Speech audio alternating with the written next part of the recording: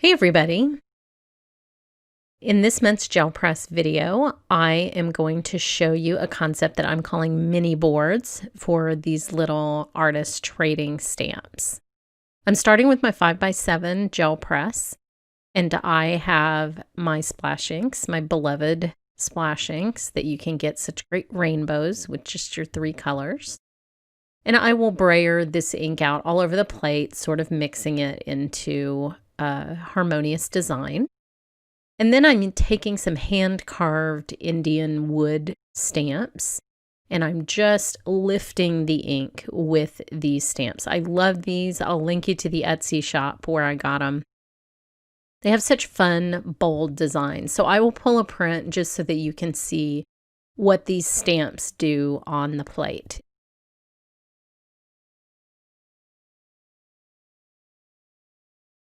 So here is, to me, it looks like batik, sort of a batik patterning where the ink comes off onto the stamps and leaves you with those white patterns. So I'll do a second print, just showing you this same sort of patchwork style of print. And there's my brayer cleaning sheet. Isn't that pretty? I actually ended up doing a card with one of my brayer cleaning sheets.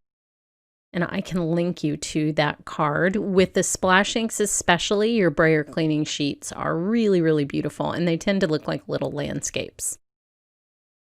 So I'm just using different stamps to create the patterns here. You can see how deeply carved they are. It makes for really super bold designs.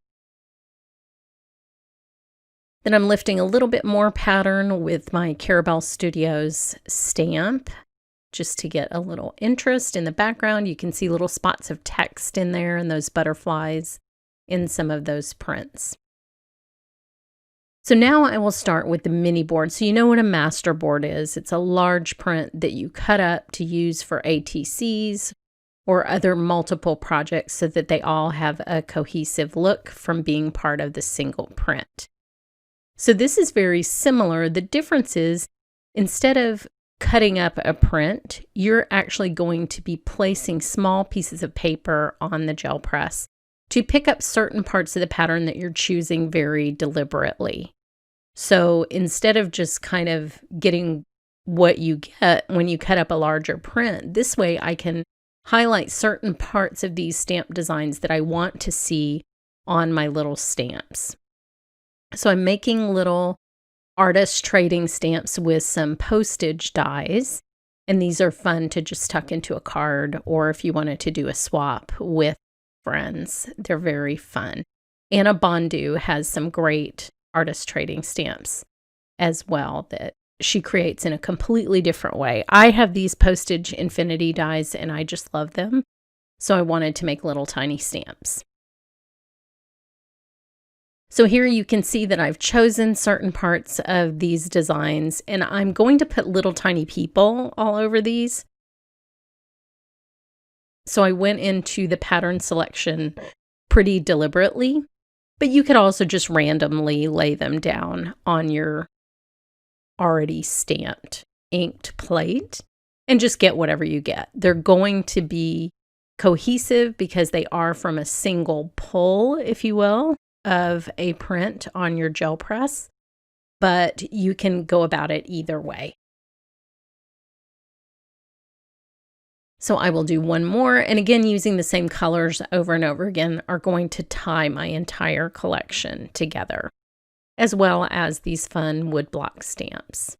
These are very easy to line up next to each other because they are square. I tried to get ones that were sized appropriately for this gel press plate, and I think it worked out great. So I have a couple more of these that I had cut up. Now I cut these up so that there was a little border of the postage stamp around the edge that would be white to really make it look like a real stamp.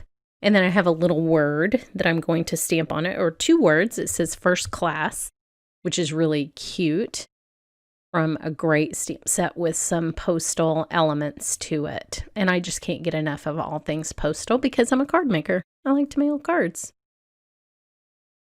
So I'll pull these off and you can see like that one has that round wheel design perfectly centered. It looks great. Some of them have the little flower images like the mandala kind of image. And they worked out so beautifully for these little tiny people to make little vignettes and scenes across my postage stamps. So head over to my blog for more information, and thanks so much for watching.